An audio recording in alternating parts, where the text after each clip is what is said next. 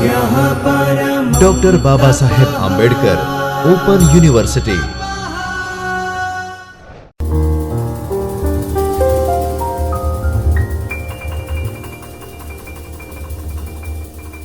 A very pleasant good afternoon who are currently watching to me. I Pragati Kachi and I welcome you all at Chaitanya Studio of Dr. Baba Saheb Ambedkar Open University. So friends, we are on a lecture series of BBAR 104 paper code that is Business Economics. Previous video में हमने cost concept को समझा था। आज के video में हम block number 2 that is Demand and Supply Analysis Technique of Indifference Curve Unit number 1 demand and supply analysis part 1 के बारे में समझेंगे। So we will start from the first slide.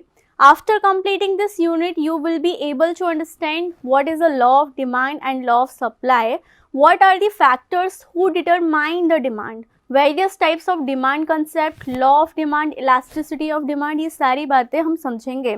उसके पहले हमको समझना पड़ेगा कि डिमांड एनालिसिस क्या होती है। देखिए, अगर आपको कोई प्रोडक्ट चाहिए या वो प्रोडक्ट आपकी करंट नीड को सेटिस्फाई कर सकता है, तो उसके लिए आपके जो ब्रेन में होती है वो होती है स्ट्रॉन्ग डिज़ायर्स कि आपको वो चीज़ चाहिए, that is your current need. ठीक है। दूसरी चीज़ होती है कि how much you have a purchasing power, आपके पॉकेट में पैसे हैं कि नहीं, आप उस चीज़ को अफोर्ड कर सकते हो कि नहीं।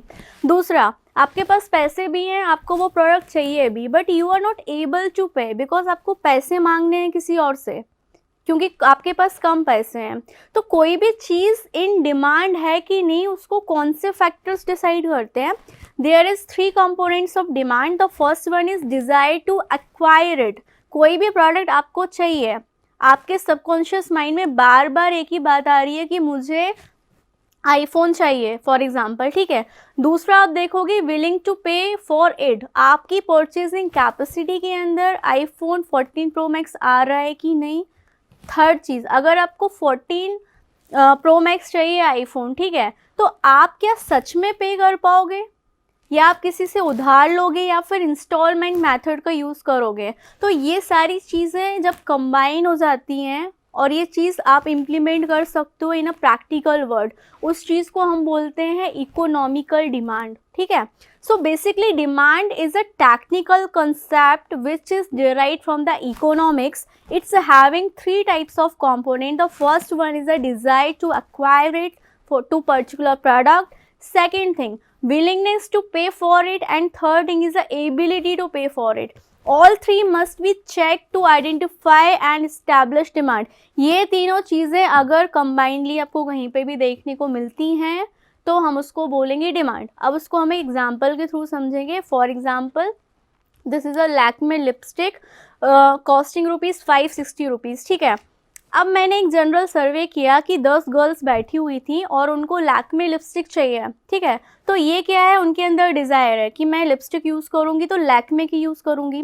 वो लोग पे करने को भी तैयार है लेकिन उनके पॉकेट में पैसे नहीं है, तो उसको हम डिमांड नहीं बोलेंगे, इसको हम बोलेंगे जनरल सर्वे की कस्टमर ऐसा सोच रहा है लेकिन ₹560 वो अफोर्ड नहीं कर पा रहा है।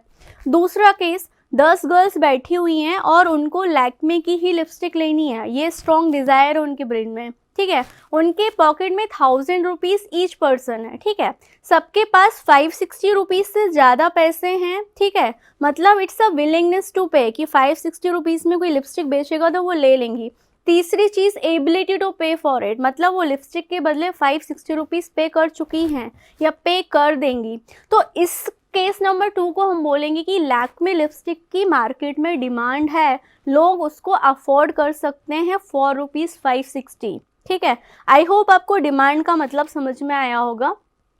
अब कोई भी चीज़ की डिमांड कैसे जनरेट होती है उसको हम समझते हैं। देखिए, नीड होती है, दूसरा होता है वांट्स, तीसरा होता है डिमांड। तीनों चीज़ों में क्या डिफरेंस है। नीड मीन्स कि करेंटली आपको किसी पर्टिकुलर प्रोडक्ट या सर्विसेज की ज़रूरत है। ठीक है। आप उसको सोच रहे हो कि वो चीज़ मेरे पास होनी चाहिए। दूसरी होती है वांट्स, मेरी इच्छा है कि मुझे ये चाहिए, इसके लिए मैं कुछ भी करने को तैयार हूँ। तीसरी होती है डिमांड कि आपकी नीड हो, वांट हो, आपकी परचेजिंग पावर हो और विलिंगनेस टू पे वाली आपकी सोच होनी चाहिए, तभी उस चीज़ को हम बोलेंगे कि वो चीज़ डिमांड में है। ओके। अब हम समझेंगे कि इकोनॉमिक्स में डिमांड का मतलब क्या होता है। In economics demand is the quantity of a good that consumer are willing and able to purchase at various price during the given time. मतलब इकोनॉमिक्स में हम कोई भी चीज़ ऑन डिमांड है वो तब बोलते हैं जब कंज्यूमर क्या होते हैं, able to purchase that particular product at a given time for a particular price, तो हम इस चीज़ को बोलते हैं डिमांड। मतलब डिमांड एक ऐसा फिनोमिना है जिसमें कंज्यूमर की इच्छा होती है कि उसको ये प्रोडक्ट चाहिए, उस प्रोडक्ट के बदले में वो उतना सर्टेन अमाउंट पे करने के लिए रेडी होता है, तो उस फिनोमिना को हम बोलते हैं डिमांड। ओके, अब डिमांड को डिटरमाइन करने वाले कौन से फैक्टर्स होते हैं। The first one is the price of the commodity. हम मार्केट में जाते हैं, अलग अलग टाइप के प्रोडक्ट्स हमें मिलते हैं, सबका प्राइस अलग अलग होता हो सकता है प्रोडक्ट की पैकेजिंग, प्रोडक्ट की यूटिलिटी, कंपोनेंट सेम हो और वही प्रोडक्ट अलग अलग जगह अलग अलग प्राइस में भी बिक रहा हो, ऐसा भी हो सकता है। तो किसी भी प्रोडक्ट की डिमांड को डिटरमाइन करने के कुछ फैक्टर्स होते हैं। The first factor is price of the commodity. ठीक है, कमोडिटी की प्राइस कितनी है, क्या उस प्राइस को कस्टमर अफोर्ड कर पा रहे हैं, ये सारी चीज़ों का हमें ध्यान रखना पड़ता है। अब प्राइस के अंदर आता है substitute effect and income effect. Substitute for example Lakme की लिपस्टिक है फॉर कॉस्टिंग ₹560, ठीक है, वही दूसरी ब्रांड की भी मुझे लिपस्टिक मिल सकती है जो ₹560 से कम की बिक रही हो, तो कस्टमर क्या करेगा, ठीक है, उसकी परचेजिंग कैपेसिटी कम है तो वो 560 की जगह ना जाके 400 रुपये वाला ऑप्शन सेलेक्ट करेगा, तो 560 रुपीज़ वाले प्रोडक्ट की डिमांड कम हो जाएगी। दूसरी चीज़ होती है इनकम इफेक्ट। ठीक है, एक स्टूडेंट है, एक वर्किंग वुमेन है, तो इनकम डेफिनेटली वर्किंग वुमेन की ज़्यादा होगी, तो वो क्या कर सकती है, मल्टीपल प्रोडक्ट खरीद सकती है। तो कस्टमर के दिमाग में एक पर्टिकुलर प्रोडक्ट की डिमांड जनरेट होती है उसकी परचेजिंग कैपेसिटी से, और दूसरी डिमांड जनरेट होती है कि उसका अगर मार्केट में सब्स्टिट्यूट है कि नहीं। अगर सब्स्टिट्यूट है तो कस्टमर क्या जाएगा, पहले सब्स्टिट्यूट की तरफ जाता है। ओके, सेकेंड डिटर्मिनेंट होता है इनकम ऑफ इंडिविजुअल और कंज्यूमर और हाउस होल्ड। जो भी आपका पर्टिकुलर कंज्यूमर है या कस्टमर है वो कितना अर्न कर रहा है। ठीक है, फॉर एग्जाम्पल एक वर्किंग वुमेन है, she is earning 50,000 rupees per month. ठीक है, तो उसका प्रोडक्ट सिलेक्ट करने का फ़िल्टर अलग होगा, उसका प्रोडक्ट सिलेक्ट करने की प्रायोरिटी अलग होगी। ठीक है, उसको हो सकता है लग्जूरियस लाइफ जीने की आदत हो तो वो अपना पैसा वहाँ पे स्पेंड करना चाहती है। तो individual to individual person demand अलग अलग होती है। उसका सोशल स्टेटस क्या है ये भी डिपेंड करता है, राइट।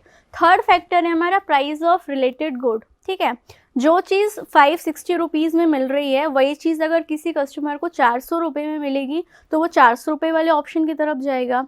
सब्स्टिट्यूट गुड्स क्या होते हैं, सब्स्टिट्यूट गुड्स ऐसे गुड्स होते हैं जो दूसरे गुड्स से रिप्लेस हो जाते हैं। फॉर एग्जांपल कि आप चाय पीना पसंद करते हैं, आप कॉफ़ी भी पीना पसंद करते हैं, बट एट अ टाइम आप चाय और कॉफ़ी साथ में नहीं पी सकते, या तो आप चाय ऑफ़र करेंगे या तो कॉफ़ी ऑफ़र करेंगे। तो चाय और कॉफ़ी क्या है, एक दूसरे के सब्स्टिट्यूट है। कॉम्प्लीमेंट्री गुड्स ऐसे गुड्स होते हैं जो एक साथ चलते हैं। For example pen and ink. ठीक है, पेन के अंदर इंक है, ठीक है, पेन पकड़कर हम लिखते हैं, बिना इंक के हम नहीं लिख सकते। ठीक है, और बिना स्ट्रक्चर ऑफ पेन के भी हम इंक को पकड़ के नहीं लिख सकते। तो एक दूसरे के बिना कोई भी प्रोडक्ट बन नहीं सकता, मतलब एक दूसरे में इन्वॉल्व होते हैं। ऐसे प्रोडक्ट को हम बोलते हैं कॉम्प्लीमेंट्री गुड्स। तो जो भी प्रोडक्ट आप खरीद रहे हो, ठीक है, उसकी डिमांड भी इस चीज़ पे डिपेंड करती है कि क्या मार्केट में उसका सब्स्टिट्यूट है, क्या मार्केट में उसका कॉम्प्लीमेंट्री प्रोडक्ट है। तो ये था हमारा थर्ड फैक्टर। फोर्थ फैक्टर होता है टेस्ट एंड प्रेफरेंस। ठीक है, preference depends on your current need. Taste की आपको आदत लग चुकी है, ठीक है, तो उस पर भी डिमांड वेरी करती है। And weather of area, for example हम अभी गुजरात में रह रहे हैं, ठीक है, यहाँ का क्लाइमेट हमको स्टडी करना है, यहाँ पर वेदर है जो डेली बेसिस पे चेंज हो रहा है, उसको बेस बनाकर किस प्रोडक्ट की डिमांड हम इस पर्टिकुलर एरिया में इंक्रीज़ कर सकते हैं वो भी डिपेंड करता है। सेकंड है हमारा पॉपुलेशन। ठीक है, जितनी ज़्यादा पॉपुलेटेड डेमोग्राफिक एरिया में हम जाएंगे उतने नंबर ऑफ चांसेस होते हैं कि हमारा प्रोडक्ट बिकेगा और लोग उस प्रोडक्ट की डिमांड करेंगे।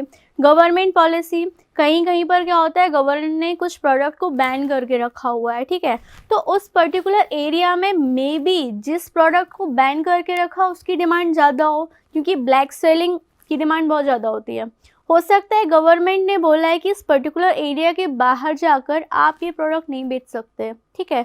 तो ये इस चीज़ का एडवर्स इफेक्ट भी हो सकता है और सपोर्टिव इफेक्ट भी हो सकता है। तो these are the some components जो डिमांड को क्या करते हैं, इफेक्ट करते हैं। डिमांड को इंक्रीज भी कर सकते हैं और डिमांड को डिक्रीज भी कर सकते हैं। अब हम बात करेंगे कि डिमांड्स कितने टाइप की होती है। On the basis of user, user means consumer जो उस प्रोडक्ट या सर्विस को कंज्यूम करेगा। दूसरा होता है कस्टमर जो खरीदता है बेचने के पर्पस के लिए, ठीक है। तो demands for producer goods, demands for consumer goods दोनों डिफरेंट हैं। On the basis of dependency on other commodity, ठीक है। तो डिमांड जो है वो अदर कमोडिटी पे भी डिपेंड हो सकती है, ठीक है। फॉर एग्जाम्पल कि कोई एक पर्सन है वो लोकल एरिया मार्केट से कोई प्रोडक्ट खरीद के कंज्यूम कर रहा है, ठीक है। अब वही कमोडिटी उसको दूसरी जगह मिल गई, लोकल से लोकल वाला मार्केट, और उसको सेम वही यूटिलिटी डराइव हो रही है दोनों प्रोडक्ट से, तो वो चीपर प्रोडक्ट्स की तरफ जाएगा। दूसरी चीज़ होती है कि on the basis of scaling of uses, कि आप उसको कैसे यूज़ कर रहे हो, आप लाइफ की किस स्टेज पे हो। मैस्लो की थ्योरी में हमने पढ़ा था कोई भी पर्सन हो सबसे पहले अपनी फिजियोलॉजिकल नीड को सेटिस्फाई करने के बारे में सोचता है। तो वो पैसा कहाँ पे खर्च करेगा, रोटी कपड़ा मकान हेल्थ एंड एजुकेशन में। अब ये सारी नीड उसकी सेटिस्फाई हो जाएंगी तो वो अपर लेवल पे जाएगा, दैट इज सोशल नीड, फिर स्टेटस नीड, फिर सेल्फ एक्चुअलाइजेशन फेज में जाएगा। तो आपका कंज्यूमर या आपका कस्टमर किस लाइफ के फेज पर है, उसकी एज क्या है, वो किस एरिया में रहता है, उसकी परचेजिंग कैपेसिटी है, ये सारी चीज़ें इफ़ेक्ट करती है एक पर्टिकुलर डिमांड को और टाइप्स ऑफ डिमांड को भी, ठीक है। तो हम पढ़ रहे हैं टाइप्स ऑफ डिमांड। हमने पढ़ा on the basis of scale of uses, company की डिमांड है, इंडस्ट्री की डिमांड है। On the basis of impact of over time, short run के लिए उसको प्रोडक्ट चाहिए कि लॉन्ग रन के लिए चाहिए। On the basis of durability, कि आपका जो गुड है वो कितना ड्यूरेबल है। फॉर एग्जांपल अगर हम वेजिटेबल की बात करें तो वेजिटेबल क्या है, पेरिशेबल आइटम्स हैं, बहुत जल्दी पेरिशेबल हो जाती हैं वो, ठीक है। लेकिन हमको डिमांड तो है डेली, हमको डेली सब्जी बनाना है। Demand for non durable goods, कुछ गुड्स ऐसे होते हैं जिनको हम स्टोर करके रख सकते हैं। तो it's totally depends upon the nature of goods, कि आपका जो प्रोडक्ट है या गुड है या सर्विसेज है वो किस नेचर के अंदर आता है, उसके हिसाब से उसकी मार्केट में डिमांड होती है। और उस प्रोडक्ट या गुड या सर्विसेज को कंज्यूम करने वाला उसके बिहेवियर पे भी डिपेंड करता है। ओके, आई होप आपको टाइप्स ऑफ डिमांड समझ में आया होगा। अब हम बात करेंगे कि इकोनॉमिक्स में कितने प्रकार के गुड होते हैं, ठीक है। First one is a private goods, सबको चाहिए, food, clothes, packing space, seats on a plane, मतलब ये नेसेसिटीज़ टाइप के गुड्स हैं। दूसरे होते हैं public goods, public hiking trails, airs, countries, national defence, street lights, ये क्या है, गवर्नमेंट की तरफ से सप्लाइड होते हैं नॉर्मल जनरल पब्लिक के लिए, ठीक है। फिर आते हैं हमारे club goods, club goods means toll roads, private park, cinemas, entertainment purpose के लिए होते हैं। फिर आते हैं हमारे common pool resource goods, that are finishing grounds, irrigation system, coal mines, timber field, मतलब ऐसे गुड्स जो रिसोर्स जनरेट करके दे रहे हैं आपको, दूसरे प्रोडक्ट के प्रोडक्शन में फैसिलिटेट कर रहे हैं, तो उनको हम बोलते हैं कॉमन पूल रिसोर्स गुड, ठीक है। अब हमने इकोनॉमिक्स की डेफिनेशन पढ़ ली, हमने डिमांड पढ़ ली, डिमांड क्या होती है, ठीक है। कॉस्ट के बारे में हमने पढ़ लिया, ठीक है। हमने कंज्यूमर बिहेवियर के बारे में पढ़ लिया और हमारे पास आ गए प्री ऑर्डर्स। प्री ऑर्डर्स की हमारी होगी है मैन्युफैक्चरिंग, ठीक है। हम इस स्टेज पे आ गए हैं कि हमारा बिजनेस क्या है, अच्छे से चलने लगा है। अब हम पढ़ेंगे लॉ ऑफ डिमांड। प्रोडक्शन तो हमने कर लिया, सेल्स भी हम कर लेंगे, लेकिन मार्केट में हमारे प्रोडक्ट के लिए डिमांड किन किन फैक्टर्स के कारण वेरी हो रही है, ठीक है। हम ऐसा कितना प्राइस रखें कि बायर को ख़रीदने में प्रॉब्लम ना हो, एट अ सेम टाइम हमें बेचने में भी प्रॉब्लम ना हो। तो ये सारी चीज़ें हम स्टडी करते हैं लॉ ऑफ डिमांड के अंदर। तो चलिए स्टार्ट करते हैं, लॉ ऑफ डिमांड क्या होता है। In economics the law of demand is an economic law that states that consumer buy more of a good when its price decrease and less when its price increase। मतलब अगर आपका ये product है lipstick, ठीक है, आप इसकी price बढ़ाओगे तो इसकी डिमांड कम होगी, ठीक है। अगर डिमांड ज़्यादा है मार्केट में तो आपको क्या करना पड़ेगा, प्राइस कम करना पड़ेगा। लेकिन इसकी भी कुछ कंडीशंस हैं। लॉ ऑफ डिमांड ने बोला कि प्राइस और डिमांड, ठीक है, प्राइस ज़्यादा है तो पब्लिक डिमांड कम करेगी। क्यों? क्योंकि उसको जो उसकी परचेजिंग पावर है उसको 10 जगह यूटिलाइज करना है, राइट? तो वो इंसान प्रेफरेंस देगा उसकी नेसेसिटीज़ को। तो लॉ ऑफ डिमांड को अफेक्ट करने वाले बहुत सारे फैक्टर्स होते हैं, एक एक करके हम समझेंगे। उसके पहले हमको समझना पड़ेगा डिमांड शेड्यूल क्या होता है। Demand schedule is refers to as a tabular representation on a tabular statement that show various quantities of a commodity that are demanded at a different price level at a specific time period. A demand schedule will show the exact number of units of goods and services that will be bought at each other price. ठीक है, अगर हम देखें table में तो हमको price लिखी है 2, क्वांटिटी डिमांडेड है 10। जब 2 रुपये का एक पेन बिक रहा था तो 10 लोग खरीदने को तैयार थे। पेन की प्राइस बढ़ी 2 रुपये और 4 रुपये का पेन हो गया तो सिर्फ 8 लोग खरीद रहे हैं। 6 रुपये का पेन हो रहा है तो सिर्फ 6 लोग खरीद रहे हैं। मतलब हम क्लियरली देख सकते हैं कि जैसे जैसे हम प्राइस बढ़ा रहे हैं क्वांटिटी डिमांडेड कम होती जा रही है। इसी को बोलते हैं हम लॉ ऑफ डिमांड, और इसको अगर टेबल के फॉर्म में हम प्रेजेंट कर रहे हैं तो इसको हम बोलते हैं डिमांड शेड्यूल। अब डिमांड कर्व क्या होता है हमने देख लिया, जैसे जैसे प्राइस बढ़ रही है क्वांटिटी डिमांडेड कम हो रही है, मतलब एक दूसरे के इन्वर्सली प्रोपोर्शनेट है। लॉ ऑफ डिमांड कर्व क्या है? नेगेटिव स्लोप्ड है। When we present the demand schedule geometrically in the form of diagram, we get the demand curve which has a negative slope because of inverse relationship. ठीक है, inversely proportionate है एक दूसरे के। Price बढ़ रही है तो क्वांटिटी डिमांडेड कम हो रही है मार्केट में, तो हमें कर्व मिल रहा है टेढ़ा। टेढ़ा मीन्स नेगेटिवली स्लोप्ड। आप देख सकते हो डायग्राम में क्वांटिटी डिमांड को हमने हॉरिजॉन्टल एक्सिस पे रखा है, प्राइस को हमने वर्टिकल एक्सिस पे रखा है। जैसे जैसे प्राइस हम बढ़ा रहे हैं क्वांटिटी डिमांडेड कम होती जा रही है, इसी को हम बोलते हैं लॉ ऑफ डिमांड। कंक्लूजन पे अगर हम आए कि हमने डिमांड पढ़ लिया और हमने स्टेटमेंट दे दिया कि अदर फैक्टर को अगर हम फिक्स रखें, सिर्फ प्रोडक्ट की प्राइस बढ़ाएं तो मार्केट में उसकी डिमांड क्या है? कम होती जाती है। ठीक है, so there is a inverse relationship between price and demand.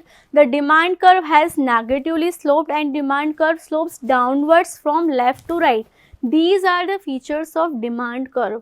ठीक है, एग्जाम पॉइंट ऑफ व्यू से that slide is very much important. अब हम बात करेंगे अजम्पशंस ऑफ डिमांड कर्व। अब हमने तो बोल दिया अदर फैक्टर्स को हमें कांस्टेंट रखना है, सिर्फ प्राइस की हम बात कर रहे हैं कि किसी प्रोडक्ट की प्राइस बढ़ाते जाएंगे तो मार्केट में उसकी क्वांटिटी डिमांड घटती जाएगी। What about the other factors? अब उनकी बात करेंगे हम। हमने अज्यूम करके रखा है कि इनकम कांस्टेंट हो पर्सन की। ठीक है, वो 50,000 का महीना कमा रहा है, पूरे साल तक 50,000 का महीना ही कमाएगा, उसकी कोई एक्स्ट्रा सोर्स ऑफ इनकम नहीं है और 5 साल तक वो 50,000 का महीना ही कमाएगा, तो ही ये लॉ क्या है? वैलिड है। ठीक है, दूसरा है test and habits of the people do not change. वो अगर लैक्मे की लिपस्टिक यूज़ कर रही है तो 5 साल तक उसी लिपस्टिक को यूज़ करेगी, तभी लॉ ऑफ डिमांड फिट होगा। Prices of substitute and complementary goods services remain cost. अब मार्केट में लैक्मे की लिपस्टिक का जो प्राइस है दैट इज़ 560। इसके भी सब्स्टिट्यूट होंगे, सेम कलर वाली लिपस्टिक हो सकता है 300 रुपये में बिक रही हो, तो 300 रुपये में बिकने वाली लिपस्टिक का भी प्राइस कांस्टेंट हो 5 साल तक, तभी लॉ ऑफ डिमांड फिट होगा। Quality of the product remain constant. जो क्वालिटी लैक्मे लिपस्टिक की है उसको भी 5 साल तक उतनी ही क्वालिटी में मेंटेन करके रखना है, और 300 रुपये वाली लिपस्टिक को भी 300 रुपये वाली क्वालिटी में ही कांस्टेंट रखना है, तभी लॉ ऑफ डिमांड फिट होगा। Population remains constant. जिनके ऊपर रिसर्च कर रहे हैं, जिनसे हम डेटा ले रहे हैं, फीडबैक ले रहे हैं, वो लोग भी कांस्टेंट हो। People do not expect change in a future price. और लोग ये सोच रहे हो कि फ्यूचर में इसका प्राइस नहीं बढ़ेगा। Supply of money remains constant. There is a stability in the economic growth rate. ये अजम्पशंस हैं, मतलब इनके प्रिंसिपल के बेस पे हमने लॉ ऑफ डिमांड को बताया है कि सिर्फ हम प्राइस बढ़ाएंगे तो क्वांटिटी डिमांडेड कम होगी मार्केट में। ठीक है, तो एग्जाम पॉइंट ऑफ व्यू से ये भी इम्पॉर्टेंट है, क्वेश्चन पूछ लेता है कि डिमांड कर्व का जो स्लोप है वो डाउनवर्ड है, नेगेटिव स्लोप है, उसके पीछे क्या रीज़न है, क्या अज्यूम करके हमने लॉ ऑफ डिमांड बनाया है, तो उसका ये आंसर है। अब हम बात करेंगे exception to the law of demand. ठीक है, लॉ ऑफ डिमांड क्या बोलते हैं? किसी भी प्रोडक्ट की आप प्राइस बढ़ाओगे तो मार्केट में क्वांटिटी डिमांडेड कम हो जाएगी, लेकिन इसके भी कुछ एक्सेप्शंस हैं। Exceptions are Giffen goods, Veblen goods, future price changes, ignorance, ठीक है, emergencies, change in the fashion and taste and preference, conspicuous necessities and bad wagon effect. तो ये सब कुछ ऐसे फिनोमेनाज हैं, ऐसे गुड्स हैं या ऐसे सर्कमटेंसेस है जिनमें लॉ ऑफ डिमांड क्या है, फिट नहीं बैठता। ये सब उसके क्या है, एक्सेप्शन है, ठीक है। अब हम बात करेंगे इलास्टिसिटी ऑफ डिमांड की। इलास्टिसिटी का मतलब क्या होता है? The degree of responsiveness of demand to given change in a price to the commodity demanded, उसको हम बोलते हैं elasticity of demand. Elasticity of demand is the ratio of percentage change in demand to percentage change in a price. कितने percent में demand और quantity और उसका जो रेट है, प्राइस है मतलब, कितने परसेंट से चेंज हो रहा है, उसको हम बोलते हैं elasticity of demand. The degree of elasticity of demand depends upon the nature of commodity. Her product की इलास्टिसिटी अलग होती है। फॉर अगर वो नेसेसरी कमोडिटी है तो कम इलास्टिक होगी, और अगर वो लग्जूरियस कमोडिटी है तो मोर इलास्टिक होगी। तो ये सारी चीज़ें सर्कमटेंसेस, कंज्यूमर बिहेवियर और उनकी pocket money, that is a purchasing power पे डिपेंड करती है, ठीक है। तो इलास्टिसिटी का मतलब है कि कितनी क्वांटिटी से हमने कितनी प्राइस हमने ऊपर नीचे की, उसके प्रपोर्शनेट उसकी क्वांटिटी की जो डिमांड है मार्केट में वो कितने परसेंट से या कितनी क्वांटिटी में ऊपर नीचे हुई, मीन्स चेंज कितना आ रहा है। कि जैसे 5 रुपये का ये पेन मैं बेच रही थी तो 10 लोग खरीदने को तैयार थे, ठीक है, हमने इसकी प्राइस डबल कर दी, 10 रुपये में बेचना चाह रहे हैं तो 5 रुपये में ख़रीदने वाले कंज्यूमर्स की संख्या बढ़ रही है कि कम हो रही है। उस डिग्री का जब हम मेज़रमेंट करते हैं तो उसको हम बोलते हैं इलास्टिसिटी ऑफ डिमांड। इलास्टिसिटी को कैलकुलेट करने का फॉर्मूला है percentage change in the quantity demanded divided by percentage change in the price. कितनी क्वांटिटी चेंज हुई इतनी प्राइस को चेंज करने पे, तो उसका ओवरऑल कैलकुलेशन करते हैं तो हमको इलास्टिसिटी पता चलती है। अब इलास्टिसिटी ऑफ डिमांड कितने प्रकार की हो सकती है? Price elasticity of demand, income elasticity of demand, cross elasticity of demand, advertising elasticity of demand. अब प्राइस इलास्टिसिटी ऑफ डिमांड को कितने भाग में हम डिवाइड कर सकते हैं, ठीक है। अब प्राइस इलास्टिसिटी यूनिटरी भी हो सकती है, मतलब 1, 5 रुपये बढ़ाया तो क्वांटिटी भी उसी प्रोपोर्शनेट में बढ़ गई। परफेक्टली इलास्टिक भी हो सकती है, इम्परफेक्टली इलास्टिक भी हो सकती है, रिलेटिवली इलास्टिक भी हो सकती है। अब हम ये तो हमने पढ़ लिया, ठीक है, कि हम प्राइस कम करते हैं या बढ़ाते हैं या फिर लोगों की इनकम कम हो रही है बढ़ रही है, उसका हमारे प्रोडक्ट की डिमांड पे कब किस प्रकार का इफ़ेक्ट हो सकता है। लेकिन वो कौन से फैक्टर हैं जो ये सब डिटरमाइन करते हैं कि इसका एडवर्स इफेक्ट होगा, इसका सपोर्टिव इफेक्ट होगा। तो फैक्टर्स आर लाइक, सबसे पहला तो कंज्यूमर की परचेजिंग पावर, उसको हम बोल सकते हैं इनकम। दूसरा, वो किस सेगमेंट में अपना पैसा खर्च करना चाहता है। तीसरा, कि हम जो कमोडिटी बेच रहे हैं मार्केट में उसका नेचर क्या है, उसकी यूटिलिटी उस कंज्यूमर के लिए कितने परसेंट है, ठीक है। हमारे मार्केट में सब्स्टिट्यूट भी हो सकते हैं, कॉम्प्लीमेंट्री भी हो सकते हैं। तो ओवरऑल ये फैक्टर्स होते हैं जो किसी पर्टिकुलर प्रोडक्ट की डिमांड को क्या कर सकते हैं, फ्लक्चुएट करते हैं। तो सबसे पहले हम पढ़ेंगे price elasticity of demand, right. Price elasticity का मतलब क्या होता है? Price elasticity of demand measures the percentage change in quantity demanded caused by the percentage change in a price. कितने परसेंट से हमने प्राइस बढ़ाई या घटाई, उसका कितने परसेंट से क्वांटिटी डिमांड पे असर हुआ, ठीक है। So this is a formula delta Q upon delta P into price upon quantity, जिसमें क्या होता है, हमारी इनिशियल प्राइस है P1, P2 हमारी न्यू प्राइस है, क्वांटिटी 1 Q1 इनिशियल प्राइस है, Q2 हमारी क्या है, दूसरी प्राइस है, ठीक है। तो डेल्टा Q हम कैसे निकालेंगे, क्वांटिटी 1 में से क्वांटिटी 2 को माइनस करके, और डेल्टा P हम कैसे निकालेंगे, प्राइस 1 से प्राइस 2 को माइनस करके। फिर हम वैल्यूज़ फॉर्मूले में फिट करेंगे तो हमको पता चल जाएगा कि इलास्टिसिटी पॉजिटिव है कि नेगेटिव है। दूसरा होता है income elasticity of demand, the ratio of proportionate change in the quantity demanded of the commodity to a given proportionate changes in the income of the consumer, ठीक है। अब इधर बात हो रही है इनकम की, किसकी, कंज्यूमर की इनकम की। उसके कारण भी क्वांटिटी डिमांडेड में क्या आता है, फ्लक्चुएशन आता है, ठीक है। तो इसको कैलकुलेट करने के लिए एक फॉर्मूला है it's not a particular formula, it's a general formula कि इनकम कितने रेशियो से बढ़ रही है या कम हो रही है, पहले वो कितनी क्वांटिटी परचेस करता था अभी कितना कर रहा है, तो वही delta Q upon delta P के फॉर्मूले से हम कैलकुलेट कर लेते हैं। अब हम बात करेंगे क्रॉस इलास्टिसिटी। क्रॉस का मतलब होता है कि एक प्रोडक्ट का या तो सब्स्टिट्यूट है मार्केट में या फिर क्या है, कॉम्प्लीमेंट्री गुड है, तो उसके कारण हमारे एक्चुअल प्रोडक्ट की क्वांटिटी डिमांड में क्या फ्लक्चुएशन आ रहा है उसको हम बोलते हैं क्रॉस इलास्टिसिटी। ठीक है, cross elasticity of demand refers to the way that changes in the price of one good can effect to the quantity demanded of another good. ठीक है, the relationship can vary depending on the whether the two goods are substitute, complement और unrelated to each other। इसको हम एक बढ़िया से example के साथ समझेंगे।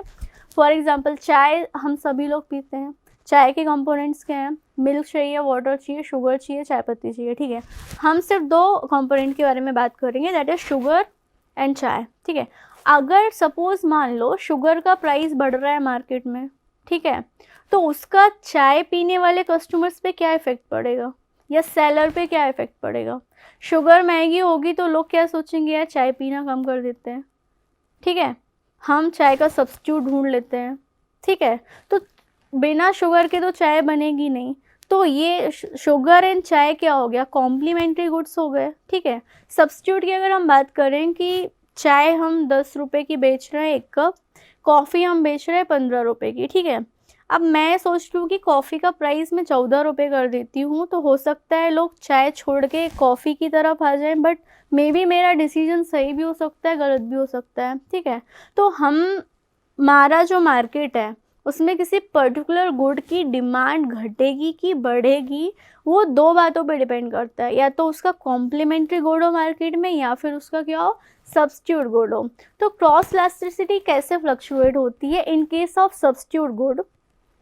The cross elasticity is high in the case of close substitute and low in the case of poor substitute। Substitute मतलब उस प्रोडक्ट को हम पूरी तरीके से रिप्लेस कर सकते हैं। ठीक है, तो क्रॉस इलास्टिसिटी हाई कब होती है, जब क्लोज सब्स्टिट्यूट होते हैं, मतलब चाय पीने वाले कस्टमर्स और कॉफ़ी पीने वाले कस्टमर्स क्या हैं, एक्सचेंज हो सकते हैं बहुत ईजिली। चाय की प्राइस बढ़ गई, कॉफ़ी की उतनी ही है, तो लोगों को लग रहा है यार कॉफ़ी की तरफ जाना चाहिए क्योंकि ये क्या है, क्लोज सब्स्टिट्यूट है, तो क्रॉस इलास्टिसिटी क्या होगी, हाई होगी। ठीक है, अब किसी को लेना देना ही नहीं है, चाय वाले चाय पे ही रहेंगे, ठीक है, कॉफ़ी वाले कॉफ़ी पे ही रहेंगे। अब तीसरा एक और ऐसा प्रोडक्ट आ रहा है जिसमें चाय का भी टेस्ट है, कॉफ़ी का भी टेस्ट है, लेकिन लोग अपना टेस्ट एंड प्रेफरेंस छोड़ने वाले नहीं हैं। तो जो नया हमारे पास आया है चाय और कॉफ़ी का मिक्सर, लोग उसकी तरफ नहीं जाएंगे क्योंकि वो सब्स्टिट्यूट ही नहीं है, तो क्रॉस इलास्टिसिटी क्या हो जाएगी, कम हो जाएगी। ठीक है, अब हम बात करेंगे कॉम्प्लीमेंट्री गुड्स की। Elasticity is high in the case of close complement and low in case of poor complement. जैसे इंक और पेन है, ठीक है, पेट्रोल कार होती है, डीजल कार होती है, बिना पेट्रोल, और इलेक्ट्रिक कार होती है, तो इलेक्ट्रिसिटी भी कार के लिए कॉम्प्लीमेंट्री गुड है, पेट्रोल भी कार के लिए कॉम्प्लीमेंट्री गुड है, और डीजल भी उसके लिए कॉम्प्लीमेंट्री गुड है। ठीक है, अब क्लोज कॉम्प्लीमेंट है, उसके बिना कार चलेगी ही नहीं, अब जब तक उसको फ्यूल नहीं दोगे, तो इलास्टिसिटी क्या हो जाएगी, हाई हो जाएगी। और अगर आपको ऐसा सब्स्टिट्यूट मिल गया उसके बिना भी कार चल रही है, कोई फोर्थ ऑप्शन मिल गया जिसका लेना देना ही नहीं है, तो क्या हो जाएगी, इलास्टिसिटी कम हो जाएगी। आई होप आपको क्रॉस इलास्टिसिटी समझ में आई होगी। अब हम बात करेंगे कि किन किन मेथड से हम डिमांड ऑफ इलास्टिसिटी को क्या कर सकते हैं, कैलकुलेट कर सकते हैं। तो first very simple and sweet method is ratio method, second expenditure method, third point method। ठीक है, अब इलास्टिसिटी ऑफ डिमांड को एनालाइज करना क्यों ज़रूरी है, क्या उसको बिना एनालाइज किए हम मार्केट में सर्वाइव नहीं कर सकते? The answer is no. हम इलास्टिसिटी को क्यों पढ़ते हैं उसके पीछे रीज़न है to know the importance to a producer. एक प्रोड्यूसर को क्या बनाना चाहिए ये उसको तभी पता चलेगा ना जब वो इलास्टिसिटी के ऊपर क्या करेगा, कैलकुलेशन करेगा कि मार्केट में सब्स्टिट्यूट भी है, कॉम्प्लीमेंट्री है, मुझे तो सेल्स बढ़ानी है, तो मैं किस ऑप्शन की तरफ जाऊँ। दूसरा, importance to government. Third one is important factor pricing, क्या फैक्टर प्राइसिंग रखूँ, क्या एमआरपी रखूँ, कितना ग्रॉस मार्जिन होगा, कितना नेट मार्जिन होगा, ये सब डिसाइड करने के लिए हमको इलास्टिसिटी ऑफ डिमांड पढ़ना ज़रूरी है। Importance in foreign trade, public utilities, proportion of expenditure, कितना पैसा कहाँ पर एलोकेट करना है, ये सब भी अगर हमको जानना है तो हमको डिमांड को अफेक्ट करने वाले फैक्टर्स, इलास्टिसिटी मीन्स कब कितना वेरी हो सकता है, वो सारी चीज़ें समझनी पड़ेंगी, ठीक है। ड्यूरिंग द लेक्चर हमने एक चीज़ पढ़ा, exception to the law of demand. मतलब लॉ ऑफ डिमांड तो डायरेक्टली बोल रहा है कि अदर फैक्टर्स को अगर हम फिक्स रखें, सिर्फ प्राइस की बात कर रहे हैं, प्राइस बढ़ाएंगे तो डिमांड कम होगी। लेकिन कुछ ऐसे गुड्स हैं, ऐसे सर्कमस्टेंसेस हैं या ऐसी चॉइसेस हैं जिसमें ये फिट नहीं होता, उसको हम एक बार फिर से समझेंगे, ठीक है। गिवन गुड्स क्या होते हैं? ऐसे गुड्स जो नेसेसिटीज से रिलेटेड है, ठीक है। कुछ लोगों की परचेजिंग कैपेसिटी कम है तो वो इन्फीरियर गुड्स खरीदने के लिए रेडी होते हैं, ठीक है। अब इन्फीरियर गुड्स में आप क्या करोगे? प्राइस बढ़ाओगे, लेकिन लोगों की नेसेसिटी है तो वो तो खरीदेगा भाई, उसकी सर्वाइविंग नीड उस पर डिपेंडेंट है, तो वो पहले भी खरीद रहा था सेम प्राइस पे, अभी भी खरीद रहा है, तो लॉ ऑफ डिमांड इधर फेल हो गया।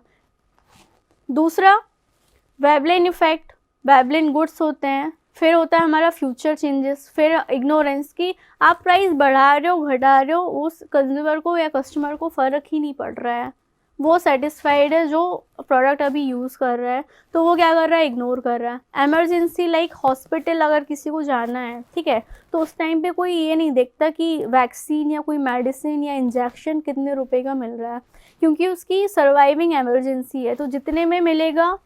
हमने अगर कोविड को अच्छे से एनालाइज किया हो तो आप लोग ने ये चीज़ नोटिस की होगी कि जो इंजेक्शन मिल रहा था उस टाइम पे, या जो वैक्सीन्स मिल रही थी या जो मेडिसिन्स मिल रही थी, तो लोग क्या कर रहे थे? कितने भी प्राइस में बेच रहे थे और लोग खरीद रहे थे, ठीक है, फटाफट खरीद रहे थे। तो यहाँ पर लॉ ऑफ डिमांड क्या हो गया? फेल हो गया ना। उसने बोला प्राइस बढ़ाओगे डिमांड कम होगी, वहाँ पे तो प्राइस भी बढ़ रही थी और डिमांड भी बढ़ रही थी। तो लॉ ऑफ डिमांड कुछ कुछ चीज़ों पे ना फेल हो जाता है, ठीक है। फिर है change in fashion and taste and preference, ठीक है। अब कोई एक लेडी है, she is very much fashionable, ठीक है, उसको कोई फ़र्क नहीं पड़ता कि वो कितने में बेच रही है सामने वाली ड्रेस, उसको तो ख़रीदना है क्योंकि वो फैशन क्वीन है, ठीक है, और उसको हैबिट लग गई है कि वो लग्जूरियस ड्रेसेस ही पहनती है। तो अब कितना भी प्राइस बढ़ाते जाओगे ना, वो बंदी डिमांड करती जाएगी, तो लॉ ऑफ डिमांड यहाँ पर भी फेल हो गया। कॉन्स्पिशियस नेसेसिटीज़, सबको रोटी कपड़ा मकान हेल्थ एंड एजुकेशन चाहिए, कितनी भी महंगाई बढ़ जाए, कितनी भी प्राइस बढ़ जाए, इसकी डिमांड कम नहीं होने वाली। तो दीज आर सम सर्कमस्टेंसेस जिस पे लॉ ऑफ डिमांड काम ही नहीं करता, ठीक है। तो किन चीज़ों पे लॉ ऑफ डिमांड काम करता है वो हमको पता चलता है इलास्टिसिटी से। इलास्टिसिटी को अफेक्ट करने वाले भी कुछ फैक्टर्स होते हैं, like choice and preference, taste, income effect, social status, से बहुत सारी चीज़ होती हैं जो एक प्रोडक्ट की डिमांड को इफ़ेक्ट करती हैं। आई होप आपको डिमांड का मतलब समझ में आया होगा, कितने टाइप की डिमांड होती हैं, गुड्स समझ में आए होंगे, कितने प्रकार के गुड्स होते हैं, मार्केट में डिमांड कैसे फ्लक्चुएट होती है, उस फ्लक्चुएशन के पीछे कौन कौन से फैक्टर्स होते हैं। अगर हमें अपने प्रोडक्ट की डिमांड को स्टेबिलिटी में रखना है तो वो हम कैसे कर सकते हैं, ये सारी बातें आपको समझ में आई होंगी। So we will start from the first slide कि सप्लाई क्या होती है। हम उस स्टेज पर पहुंच गए हैं जहां पर हमारे पास बहुत ज़्यादा प्रोडक्ट्स हैं, ठीक है, प्री ऑर्डर्स थे, कुछ करेंट ऑर्डर्स थे, ठीक है, मार्केट में डिमांड थी, उसके बेस पे हमने क्या किया? प्रोडक्शन किया, ठीक है। अब बात आती है कि हमारे पास जो स्टॉक है उसको हम मार्केट में सप्लाई कैसे करेंगे। तो सप्लाई का मतलब क्या होता है, स्टॉक का मतलब होता है, ये सारी बातें आज के लेक्चर में हम समझेंगे। So we will start. This definition implies that supply is not the total production, but it represents only that much quantity which is the seller is willing to sell as well as able to sell at a given price level. मतलब stock को हम supply नहीं बोलते, हम supply उन quantities को बोलते हैं जिसमें सेलर क्या है, सेलर की इच्छा है कि मैं इसको मार्केट में ले जाकर सेल करूं, या फिर एक पर्टिकुलर प्राइस पे वो अपने गुड्स को बेचने के लिए तैयार है, ठीक है, इसको बोलते हैं हम सप्लाई। अब सप्लाई क्या होता है फिर से समझेंगे। Supply can be defined as that much quantity of commodity which is a producer और seller is willing and able to sell at a given price level. Means एक ऐसा प्राइस लेवल जिसमें सेलर का लॉस नहीं हो रहा है और वो चाहता है कि उसके प्रोडक्ट बिक जाएं, ठीक है, उसको बोलते हैं हम supply. This definition implies that supply is not the total production, but it represents only that much quantity which is the seller is willing to sell as well as able to sell at a given price level. Means कि एक ऐसा price level जिसमें seller अपने products को बेचने के लिए तैयार है और वो लॉस में नहीं है, तो उसको हम बोलेंगे सप्लाई। अब लॉ ऑफ सप्लाई क्या होता है? लॉ ऑफ डिमांड हमने पढ़ा था, जैसे ही आप प्राइस बढ़ाओगे क्वांटिटी डिमांड कम हो जाएगी, ठीक है। लेकिन लॉ ऑफ सप्लाई इसका जस्ट ऑपोजिट है, राइट। इसमें क्या है?